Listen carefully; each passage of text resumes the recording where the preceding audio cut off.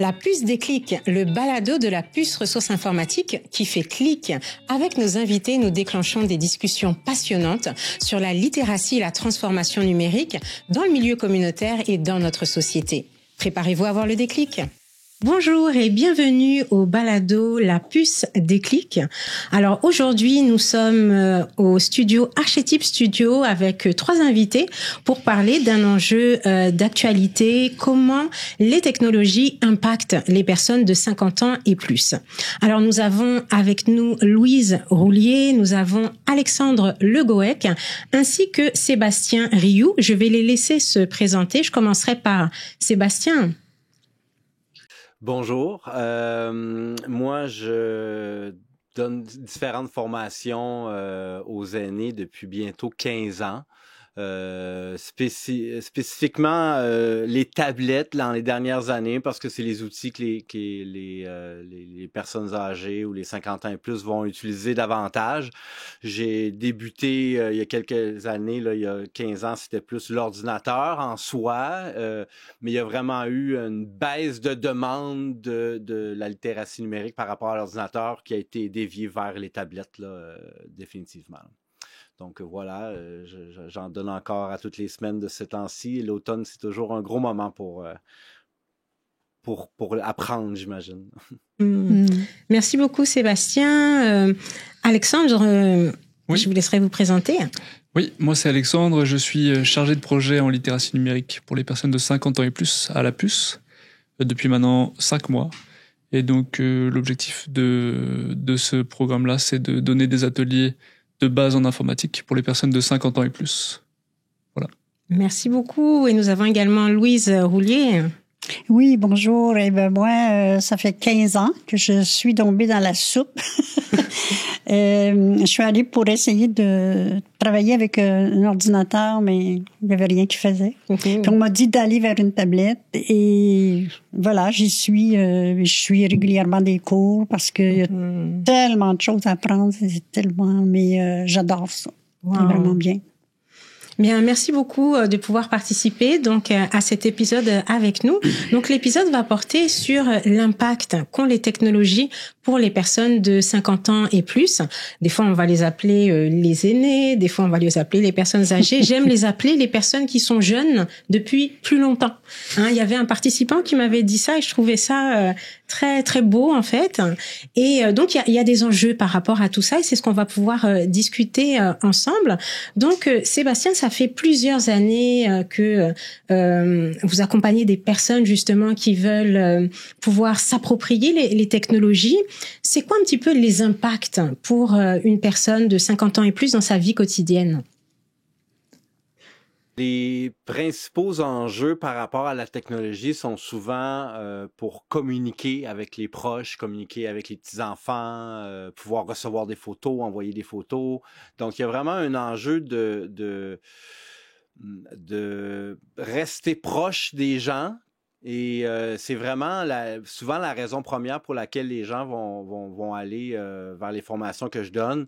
C'est pour pouvoir rester à jour, puis ils ont l'impression souvent que leurs petits-enfants, ils veulent pas leur parler, ou je pense qu'il y a vraiment le téléphone est de moins en moins utilisé, puis je pense que de plus en plus, c'est vraiment, ou soit la visioconférence, là, mais d'envoyer les messages, puis envoyer des photos, donc il y a vraiment un gros apprentissage à avoir là, puis la crainte d'utiliser la tablette en général, elle va toujours être là, la peur de briser quelque chose ou la peur de faire quelque chose qui ne sera pas réparable après.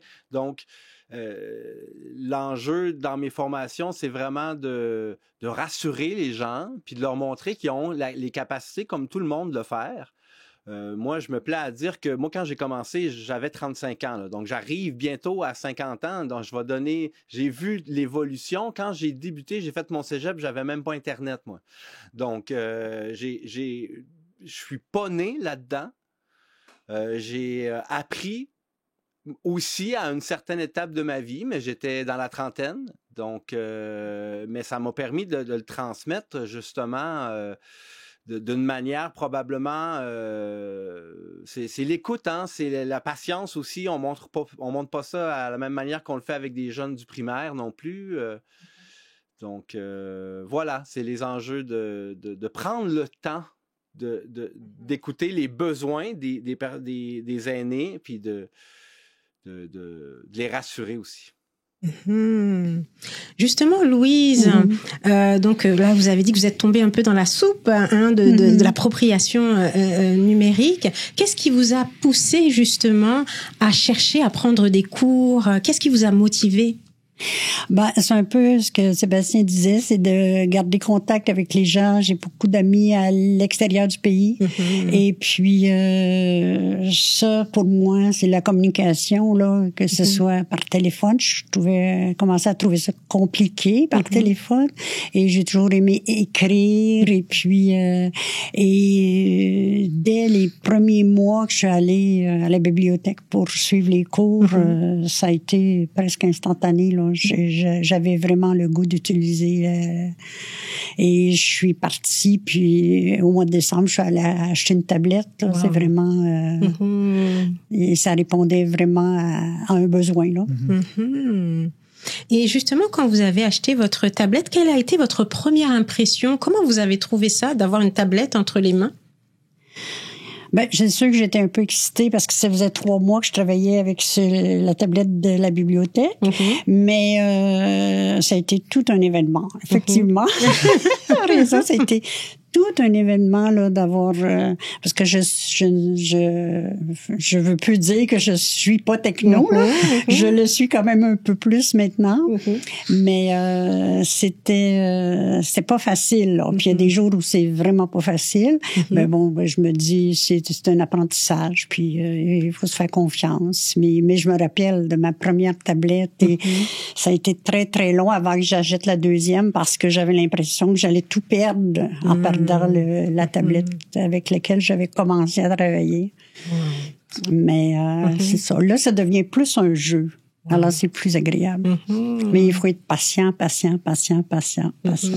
soi-même. Hein? Oui. Et justement, Alexandre, vous intervenez sur un programme justement pour les 50 ans et plus. Est-ce que vous pouvez un peu nous parler du programme? Comment ça se passe? En quoi ça consiste? Oui. Alors le programme donc qui est financé par le gouvernement du Québec, Québec Amis des aînés, c'est comme ça que s'appelle le programme. L'objectif c'est de donner des ateliers aux personnes de 50 ans et plus. Il y a des objectifs de briser l'isolement, au-delà d'apprendre l'informatique, c'est vraiment briser l'isolement, essayer de rapprocher les gens, créer des connexions, du social. Et donc ça se passe à travers des ateliers, différents types d'ateliers. On a des ateliers individuels où là on a un animateur, une animatrice qui offre un soutien, un apprentissage à la personne qui vient chercher des connaissances et puis être rassurée aussi. Ensuite, on a des ateliers de groupe. Donc là, c'est plus des groupes qui vont entre 6 et 12 personnes, où là, c'est un peu plus théorique, mais on essaye d'aborder ça de manière simple, avec des exercices, plus dans l'éducation populaire autonome un peu. Et puis là, cette année, on a un dernier atelier qui est arrivé, c'est les ateliers pratiques. Et donc là, on est vraiment sur quelque chose de très spécifique. Par exemple, marcher dans la rue avec Google Maps. Et donc, c'est vraiment des ateliers qui permettent de s'entraîner vraiment dans la vraie vie avec des enjeux. Le transport en commun, je parle à Montréal, mais je pense qu'un peu partout pour se diriger, c'est quand même très important de pouvoir le faire facilement avec les outils qu'on a à portée de main, que ce soit la tablette ou le téléphone. Donc c'est un peu ça les ateliers qu'on offre à la puce. Et c'est quoi un petit peu ce que vous constatez parmi les participants? C'est quoi les défis qu'ils rencontrent et puis les victoires aussi? Parce que Louise le disait, là maintenant avec le temps, ça devient un jeu. Donc comment ça se passe un petit peu au niveau des participants? Oui, je dirais qu'il y a, on va dire deux catégories pour pas en faire plus, mais il y a des catégories des personnes qui prennent ça vraiment pour un jeu et donc ils veulent venir apprendre des choses. C'est sûr qu'ils vont pas tout retenir, mais ça leur permet de, comme je disais tout à l'heure, sociabiliser aussi avec des personnes. C'est un peu ça l'intérêt également. Et puis il y a l'autre partie des personnes qui vient là parce que on a l'impression que c'est une nécessité de devoir apprendre ça. de ne plus avoir peur. C'est ça qui revient la plupart du temps. La peur, il y a la honte aussi, parce qu'il y a des personnes qui ont honte de ne pas savoir utiliser les outils informatiques. On a eu des témoignages très très intéressants et qui nous font nous prendre du recul, nous animateurs, dans ces moments-là. Et donc c'est vraiment ces deux catégories-là où on essaie on rencontre des personnes tous les jours, donc on essaie de faire en sorte de leur donner des objectifs pour qui se sentent mieux par la suite. On a des ateliers, j'ai oublié tout à l'heure, mais des ateliers de sensibilisation aussi, qui permettent vraiment d'ouvrir la discussion et de créer des groupes de discussion également sur un sujet comme là, les peurs et les craintes face aux technologies. Ça, c'est un sujet très large, mais ça apporte plein de choses et puis plein d'outils aussi pour pouvoir mieux se sentir face aux outils informatiques. Là, Sébastien, donc ça ressortait aussi tantôt la crainte par rapport à l'utilisation des technologies pour les 50 ans et plus. Là, c'est sûr qu'on est à une ère où il y a beaucoup d'informations. L'information est très accessible et puis on parle beaucoup de formation tout au long, tout au large de la vie. Donc, ce serait tellement facile de se former. Comment vous trouvez l'offre de formation pour les 50 ans et plus? Comment vous voyez un petit peu le travail que vous faites depuis plusieurs années, mais dans l'écosystème un petit peu? Est-ce que c'est quelque chose de si courant que ça, si accessible que ça? Je pense que c'est pas si accessible que ça. Je peux parler pour la région ici. Je suis au Bas-Saint-Laurent. Oui, ça se donne. C'est des cours soit qui vont être nichés, des fois pour certaines catégories, ou ça va se donner dans des endroits plus privés. Mais quand j'ai débuté, c'était principalement dans les bibliothèques. Donc, c'est quand même accessible lorsque ça se fait à travers les municipalités, à travers aussi les divers fonds qui existent pour les aînés. T'en parlais tout à l'heure, là. Donc, je pense que c'est... tranquillement, on y voit l'importance d'éduquer, de faire que la littératie numérique soit plus accessible. Et en même temps, je veux dire, on n'a pas vraiment le choix d'offrir des outils à la population. Je peux te donner des exemples concrets de perte de services en région, exemple de guichets automatiques ou de caisses populaires, là, pour pas les nommer. Bien, les gens, il faut qu'ils se retournent puis qu'ils aillent sur leur téléphone cellulaire ou sur leur tablette pour faire leur transaction. C'est pas évident. Donc, faut s'assurer que cette transition-là, somme toute nécessaire, je crois, doit se faire avec l'offre de cours, de formation et de littératie pour les gens qui doivent faire cette transition-là. Puis c'est pas toujours évident, c'est pas toujours si accessible, surtout lorsqu'on reste dans un village où il y a 100 personnes, là. Donc c'est pas, faut se déplacer souvent pour aller dans les plus grands centres pour avoir accès à ces formations-là. Donc, c'est ça. C'est accessible dans les plus grands centres, mais peut-être pas toujours pour les personnes qui en ont besoin aussi dans les endroits où ils sont plus à risque de perdre certains services qui est remplacé par la technologie, disons. Et c'est sûr que là, vous offrez les ateliers, l'accompagnement en présentiel. C'est indispensable pour quelqu'un qui débute. C'est pratiquement impossible à faire avec quelqu'un qui débute par visioconférence. Non, effectivement, je me rends chez... Normalement, c'est dans les salles communautaires, souvent, que les villages vont prendre mes services, ou dans les bibliothèques, là, c'est souvent les clubs de 50 ans et plus aussi. Donc, c'est des gens qui ont Moi, j'ai une offre de service avec vraiment des cours spécifiques sur des enjeux, autant qui part vraiment de la base. Hein? On parle de bien connaître les boutons sur une tablette, puis d'apprendre à faire faire une capture d'écran. Là, donc, mais il y a vraiment... je prends des tout petits groupes, parce qu'il y a même souvent, même dans les débutants, il y a des niveaux différents et vraiment des fois des grosses différences, même dans les débutants, là, c'est ça. Donc, j'aime ça à donner un peu une personnalisation puis être capable d'écouter les besoins des gens. Moi, quand je commence mes formations, la première chose que je leur demande, c'est pourquoi vous avez acheté un appareil comme ça et à quoi il vous sert? Et c'est toujours les mêmes réponses. J'en ai parlé tout à l'heure, mais c'est ça, c'est de communiquer avec la famille, c'est les communications en premier. Et après ça, vient le divertissement, bien sûr. Ils vont se mettre à jouer à certains jeux ou ceux qui ont des intérêts en couture ou en réno ou en jardinage, là, je les aiguille pour aller trouver de l'information appropriée sur Internet, par exemple. Donc, c'est des cours les formations que je donne sont vraiment des sujets spécifiques, mais je les adapte toujours aux gens que je vais avoir devant moi parce que la demande est toujours différente quand même, là. Donc, c'est vraiment important aussi de saisir que tout ça se fait en présentiel. Hein. Il y a toute une offre sur Internet, mais on s'entend que c'est vraiment important d'être en présentiel. Et justement, Louise, ça fait longtemps que vous suivez des cours. Qu'est-ce que vous avez trouvé le plus difficile et qu'est-ce qui vous a aidé justement à vous approprier de plus en plus les technologies? C'est comme on disait, parce que c'est en présentiel, là. Moi, c'est pas pensable qu'on fasse ces cours-là quand on n'a pas de notion de technologie déjà. Mais c'est ça, c'est être dans le groupe. Le groupe, ça aide beaucoup, beaucoup.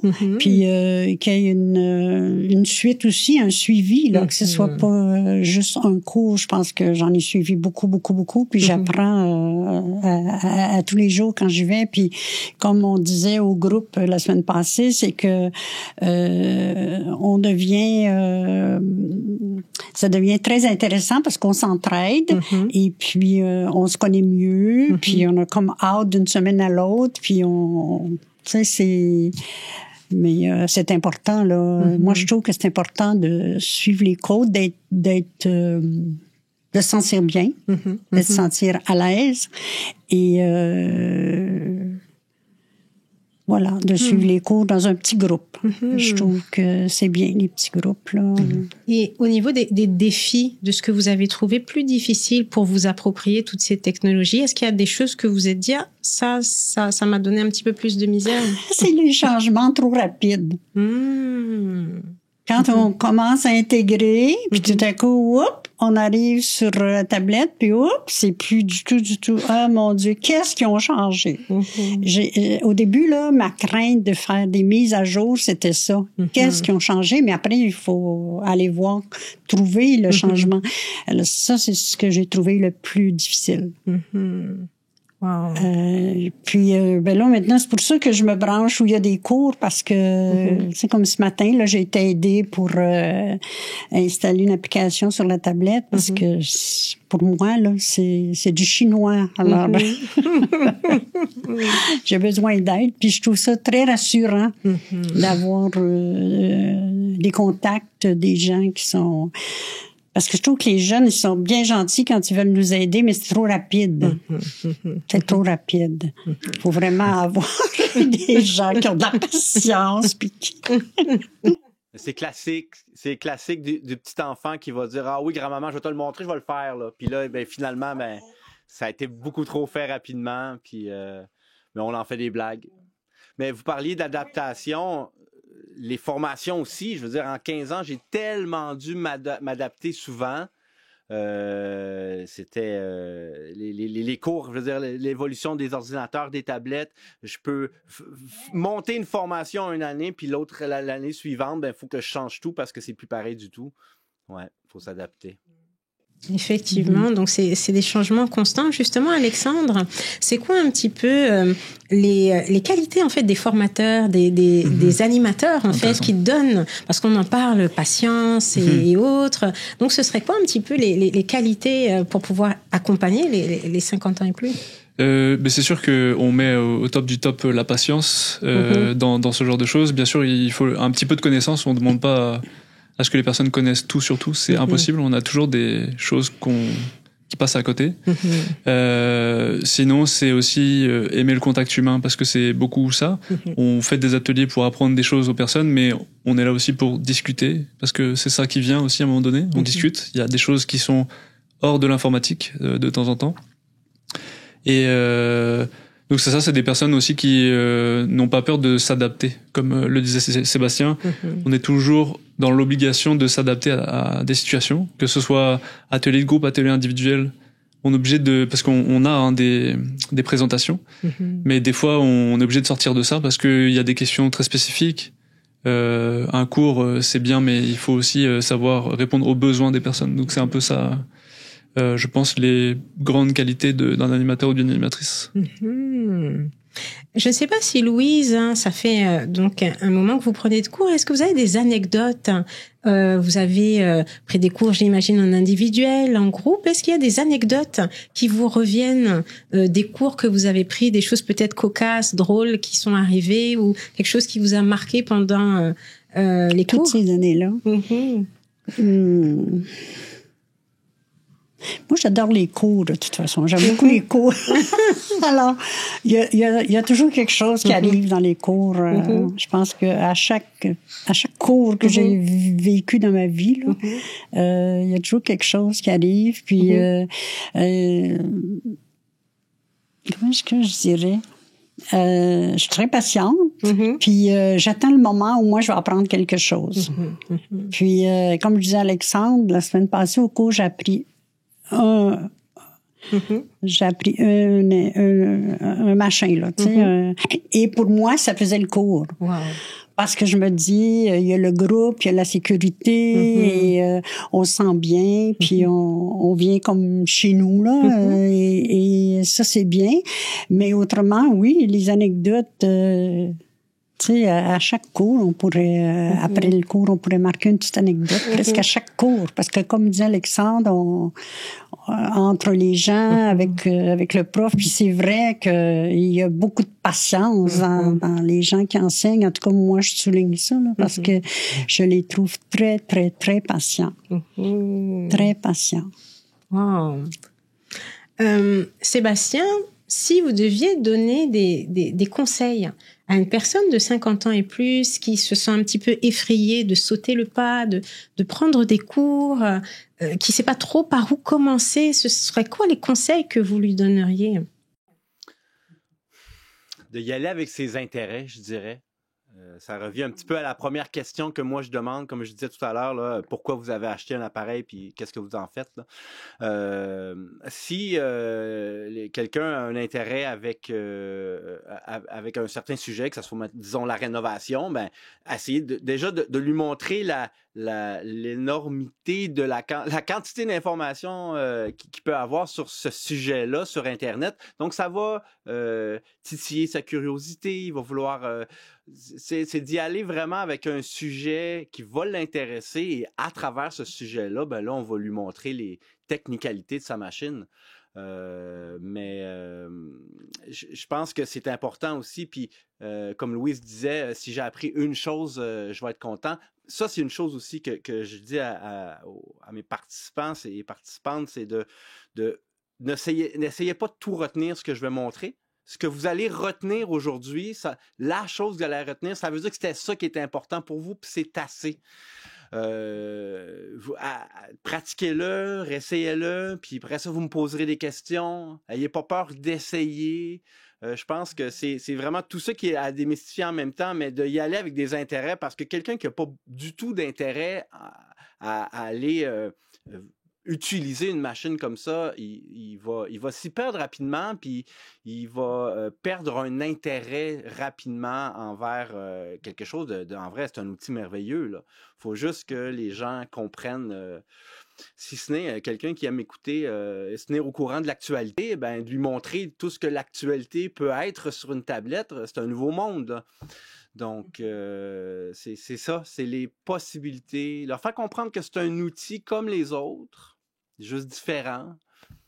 Donc, c'est ça. Aller piquer l'intérêt des gens, là.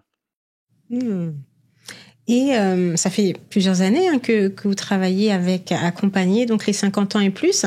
Qu'est-ce qui fait que vous restez motivé? Qu'est-ce qui fait que vous avez toujours autant de plaisir à le faire?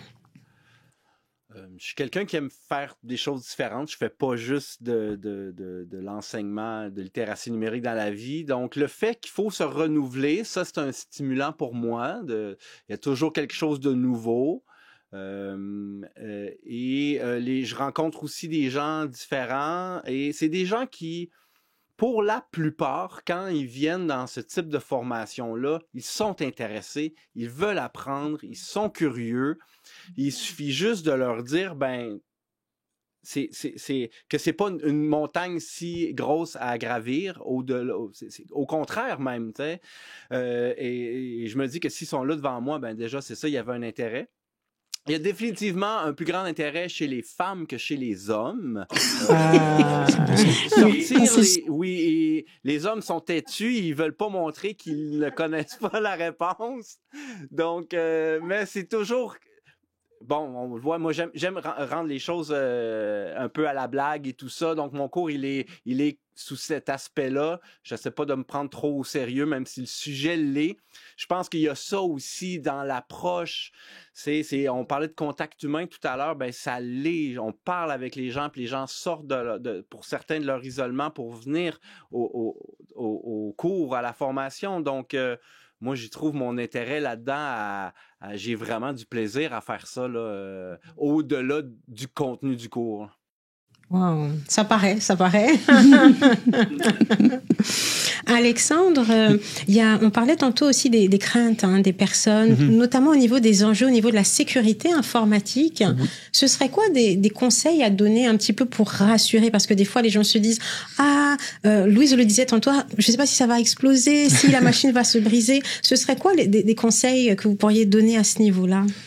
Les premiers conseils qu'on donne, c'est que c'est eux qui sont maîtres de la machine. C'est ça le premier conseil qu'on donne. Dans les ateliers qu'on fait, par exemple, pour la cybersécurité, c'est ça qu'on va leur dire en premier. C'est que il faut essayer d'avoir confiance en soi, parce que dire « aie confiance en toi », c'est facile, mais il faut leur montrer comment. Mais donc, le premier conseil qu'on donne, c'est ça. Et puis ensuite... dans les différents, parce qu'il y a plein d'endroits où ils peuvent avoir peur, que ce soit dans les courriels avec le hameçonnage, que ce soit des applications qui ne fonctionnent pas, mais c'est pas de leur ressort, mais ils pensent que c'est de leur faute. Donc ils se disent, mince, j'ai cassé la machine. Donc on leur dit aussi que la technologie, c'est pas parfait. Il y a des choses qui peuvent pas fonctionner et ce n'est pas du tout de leur faute. Et donc c'est un peu ces deux conseils-là qu'on donne en premier. Après, on peut pas changer leur façon de penser. Mais à partir de ça, et dès qu'ils commencent à comprendre comment fonctionnent les choses, je parle du hameçonnage parce que c'est quelque chose qui est vraiment très très fort dans les courriels notamment. Des fois, ils savent pas du tout juste comment faire en sorte qu'il y ait plus, par exemple, ce contact-là qui m'envoie des courriels de manière incessante. Donc on leur montre et puis on leur dit que du moment que vous mettez pas vos données personnelles sur le lien dans ce site, vous n'aurez pas de problème. Mais vous pouvez aller vérifier ce que c'est. Comme ça, vous savez que non, je vais pas mettre mes coordonnées bancaires dedans. Mais au moins, vous avez fait le pas d'aller jusqu'au bout, de voir si quelque chose. Mais c'est sûr que si quelqu'un vous dit que vous avez gagné $1000 et que vous avez joué à aucun jeu, là, on leur dit, posez-vous des questions, les bonnes questions, et faut pas aller vers ça. Mais on dit que ils peuvent cliquer sur des choses, mais il faut juste pas rentrer leurs données personnelles. Bien les garder chez eux, là, dans leur tête. Donc l'idée, c'est aussi de pouvoir réfléchir avant d'agir. Ouais, exactement.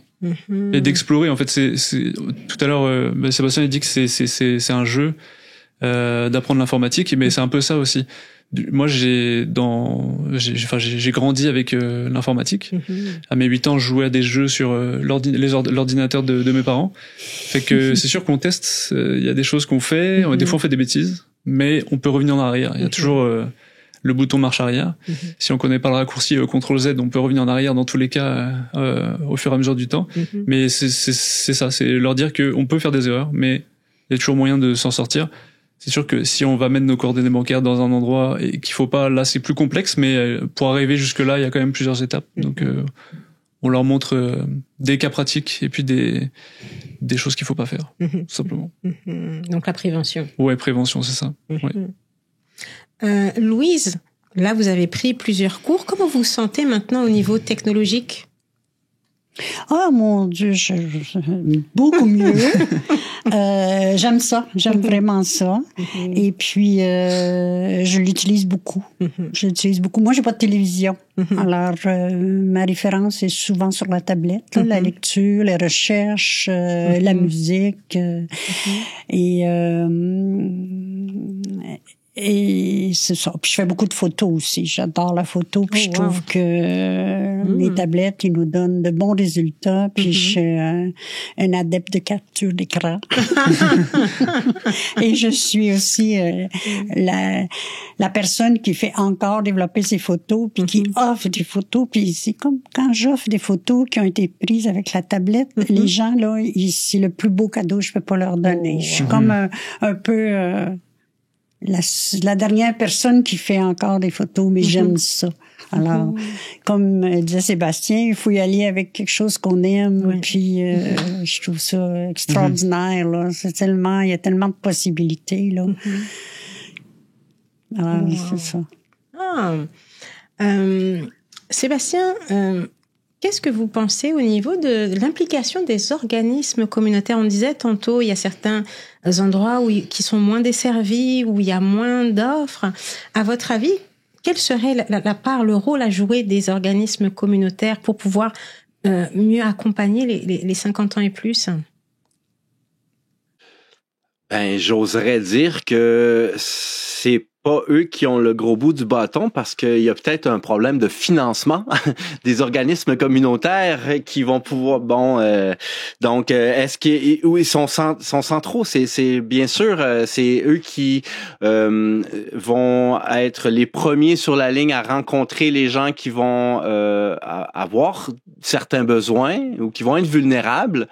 Donc, je pense que c'est eux qui devraient être plus outillés, à la limite pour référer peut-être. Tu sais, c'est pas peut-être eux nécessairement qui doivent donner les formations, mais moi où je suis ici, il y a un organisme de littératie en général numérique, mais au sens large, qui existe. Moi, je le fais de manière privée, mais il y en a un peu partout sur le territoire des organismes qui font ça.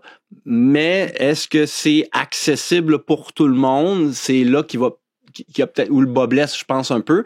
Mais là, on a des enjeux de transport. Là, si on a des gens qui sont pas capables de se rendre au cours parce qu'il y a pas de transport en commun ou il y a pas de c'est des gens à mobilité réduite des fois. Donc c'est pas l'accessibilité, je dirais, est plus un enjeu et le financement que les organismes communautaires parce que je pense que oui.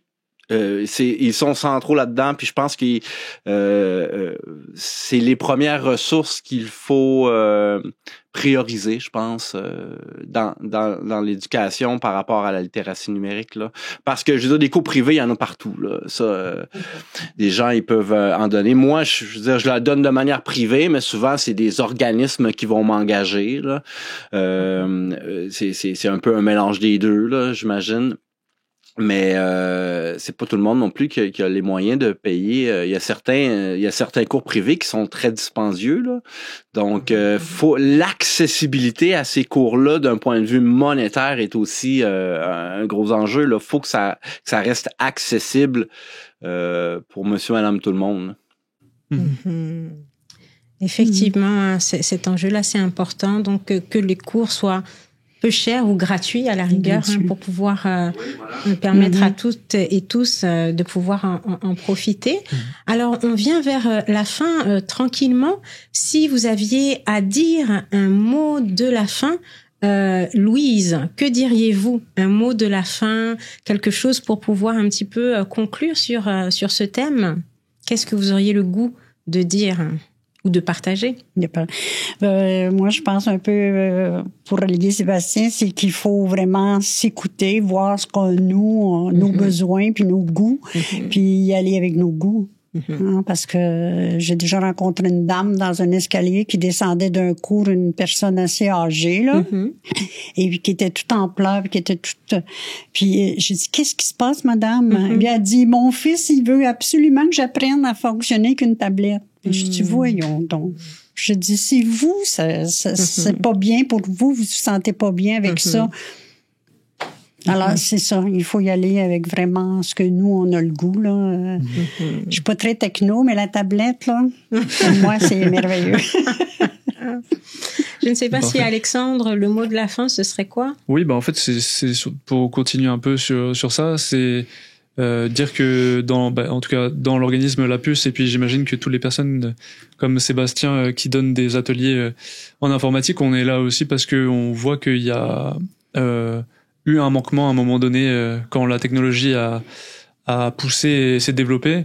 On va dire que la nouvelle génération n'a pas bien accompagné les personnes âgées à ces nouvelles technologies. Donc les organismes ou les personnes qui se lancent, qui donnent des ateliers en privé pour aider les personnes de 50 ans et plus, c'est un peu, je sais pas, un devoir, mais on fait ça vraiment par plaisir. Certes, c'est un travail, mais c'est vraiment un réel plaisir d'être là tous les jours et d'aider des personnes à reconnecter, et puis à apprendre des choses. Ça se voit qu'ils sont heureux d'être là et puis d'apprendre des nouvelles choses. Donc, c'est très cool. Merci. Sébastien, le mot de la fin. J'aime bien ce qu'Alexandre vient de dire, qu'on a un peu... on a amené les nouvelles technologies, puis on a laissé un peu une génération à elle-même. Puis moi, quelque chose qui me plaît à dire aussi dans mes formations aux gens, pour enlever cette peur-là, puis cette mauvaise idée de je suis pas capable de le faire. J'arrive souvent à leur dire, vous voyez les jeunes aujourd'hui. Je veux dire, moi, j'ai un fils de 2 ans, puis faut pas qu'il prenne mon téléphone, il a pas le droit de le prendre, mais s'il le prend, il sait déjà comment ça fonctionne. Je veux dire, c'est incroyable, mais il y a une génération qui sait plus faire pousser des carottes. Donc, c'est dans le sens que il y a des connaissances qui se perdent, mais il y a des nouvelles connaissances. Il y a peut-être un problème d'intergénérationnel, le problème intergénérationnel qui est là, et qui fait qu'il n'y a pas assez d'échanges de connaissances. Nos aînés ont des choses à transmettre, et nous, les plus jeunes, on a des choses à transmettre à nos aînés. Puis c'est comme ça, je pense que on devrait le voir. C'est pas une connaissance qui est, c'est une nouvelle connaissance. Point. C'est pas une connaissance qui est une montagne à franchir, justement. On a toutes nos capacités, on a tous à des niveaux différents, puis faut pas avoir peur de foncer puis essayer. Je pense que c'est comme ça qu'on va y arriver petit peu par petit peu, en essayant de nouvelles choses. Donc, autant ceux qui ont jamais utilisé une tablette que ceux qui ont jamais fait pousser de carottes, je pense que ça s'apprend. C'est ça. C'est sûr. Merci beaucoup d'avoir été parmi nous pour cet épisode. Merci aussi pour les personnes qui nous ont suivis en ligne ou qui nous ont écoutés. Nous filmons donc à l'Archétype Studio. Si jamais vous êtes intéressé à en savoir plus, vous pouvez regarder dans la barre plus bas pour avoir plus d'informations. Donc, merci beaucoup d'avoir été avec nous pour cet épisode. Et puis, on va vous dire au prochain épisode. Merci, Sarah.